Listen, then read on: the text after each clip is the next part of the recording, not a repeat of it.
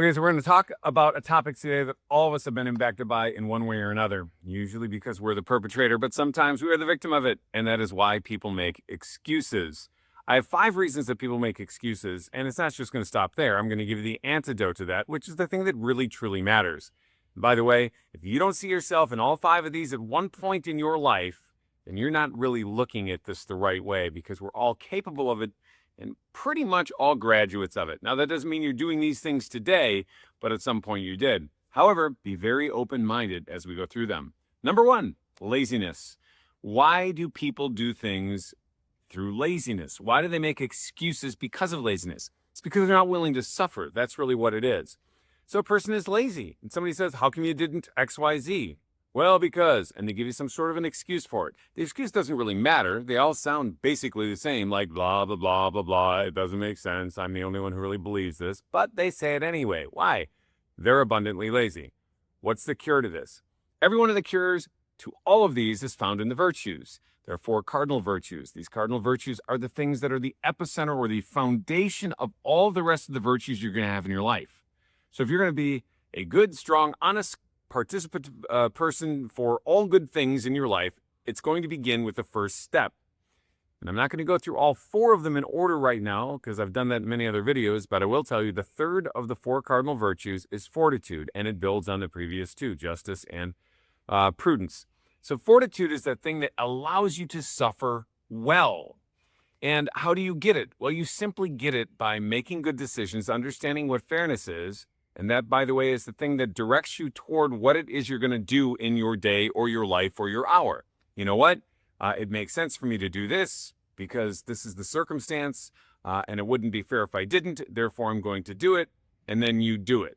But all the virtues, like everything else in our life, they take time to build. You can't just say, I'm weak, I'm going to go to the gym, lift weights one day, have a steak, and boom, walk out strong.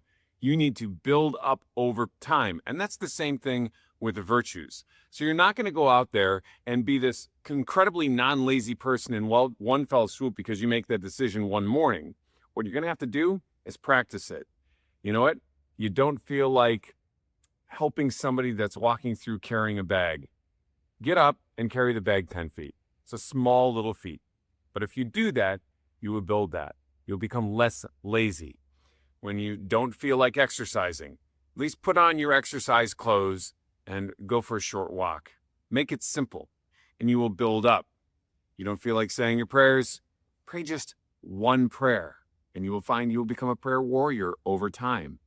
You don't feel like being kind and contributing to things in the household?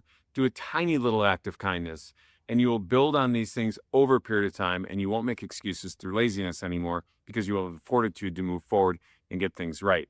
But you must be willing to suffer. Suffer a little to suffer a lot. The next thing is shortcuts. This would be the 4th thing. I'm going in order, by the way. Shortcuts are a major reason that people actually make excuses. And what happens is they're just okay with a low standard. If you were to look at the virtue that is contrary to this, it would be justice. A low standard is very much something that makes people suffer the consequence of an injustice. You know what? You want me to do something for you? Okay, you want me to clean something? Let me clean it. But I don't really clean it the right way, so it's still dirty. Okay, you want me to fix something for you? I fix it, but I don't fix it with quality because that it falls apart. These shortcuts that a person takes produces no actual beneficial outcome to the person who asks for the service or based on the things that they were just committing to do for the person. So therefore, it's because they are just okay with a low standard. They might not always be lazy, although it might be a part of it, but they're just kind of okay with a low standard. Get rid of that. Seek justice and seek perfection. Now, by the way, not scrupulous perfection, but perfection that makes sense where it is ordered.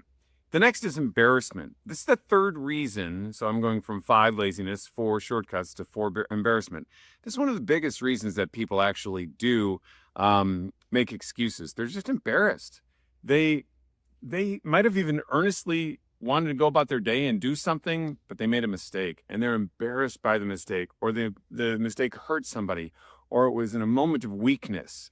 And they're not generally that way, but that embarrassment causes them to make an excuse for something that might even be out of character. And this is done because of pride. We all have it. When have you not been embarrassed? And because of that, maybe acted out of character to protect yourself and the embarrassment you had, and therefore made an excuse where you normally wouldn't have. And then given enough time, you think about it and you realize it was probably a bad move. The way that we go after this is we do embrace humility, which is precision truth about yourself, to examine your conscience on a daily basis, to make sure that you are routinely reconciling what it is about you that needs improvement, and just just unabashedly doing it, having an honest conversation with yourself, and that helps us get past that excuse. The next one is desperation. People do make excuses through desperation. You think about it. Why did you steal that? Because I had me feed my family. Okay. Well, the reason that desperation is one of the reasons that people make excuses is because it is so close to an actual reason. Okay. The closer something is to a reason, the more difficult it is to determine the difference between an excuse and a reason. I had to feed my family. That sounds like a pretty real thing. It seems more like a reason than an excuse. But people don't usually use it in the true sense of I actually needed to feed my family because they were truly starving. And this was like medieval time pauper in the midst of a kingdom that I was not getting anything like you see in the movies. No. Usually people will, be living in a pretty decent society. I'm speaking of America here, by the way, a decent society where, starvation happens, no doubt about it, but it's not really as common here. And you look at their home and it's pretty nice, and they've got a nice car and they've got all their cell phones, and yet they're committing a crime. Why? I just need to feed my family. And it sounds a little bit more like the mob. You're looking around going, well, they're eating, but you're using that as an excuse. Why? Because you're desperate. You're not desperate actually to feed your family. Because, by the way, if that were actually true, it would be a reason, not an excuse. You're not actually desperate to feed your family in this case. You're desperate to have a bigger gold chain, brother.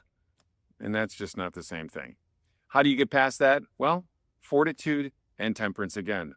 A person who is desperate is just not willing to work toward good things. They actually need the, quadruple effect of prudence, which is mastery of decision making, of justice, each their due portion, fortitude, that ability to strive and work hard toward things and suffer well, and then temperance to resist the temptations out there. They need all of these things in order for that to work. But the number one grand thing that gets in the way for people when they make excuses is simple. That's self-justification. Self-justification is, it really is, it's founded upon pride, but it's motivated by a double standard. Okay? I demand people to be on time, but I'm not on time. I demand that people be honest, but I lie a little bit. I demand that people have this in order, but I have disorder.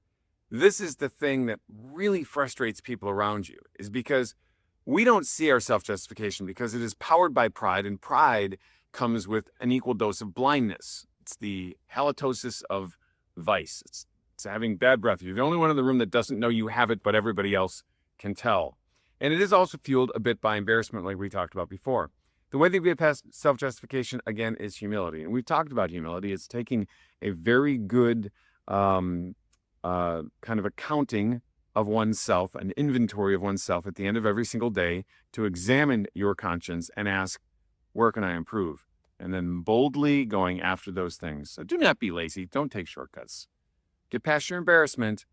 Make sure that you understand that desperation is not a reason to make excuses. And when you self-justify, step in and take a look at reality. And if you do that, life will be better.